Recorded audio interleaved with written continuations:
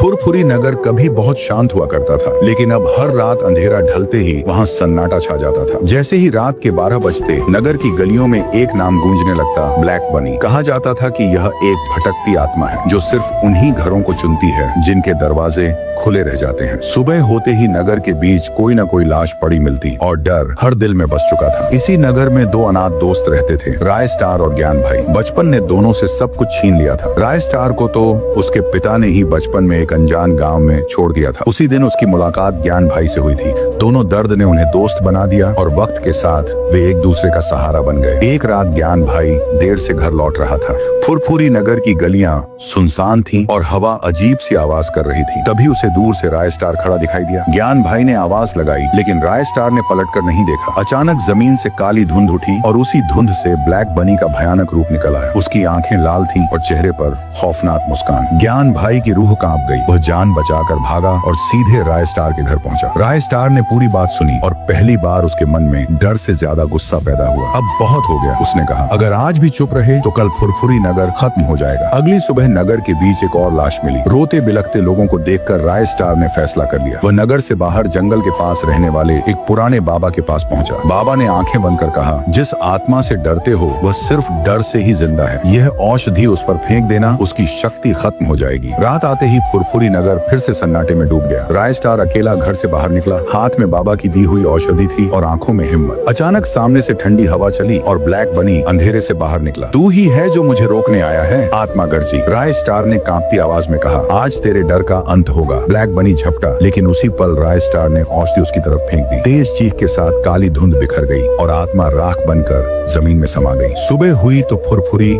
नगर की हवा बदल चुकी थी। दरवाजे खुले थे, चेहरे पर मुस्कान थी। राय स्टार और ज्ञान भाई ने पहली बार चैन की सांस ली। लेकिन नगर के लोग आज भी कहते हैं, अगर कभी रात में काली धुंध दिखे तो समझ लेना ब्लैक बनी की परछाई अभी भी कहीं न कहीं मौजूद है।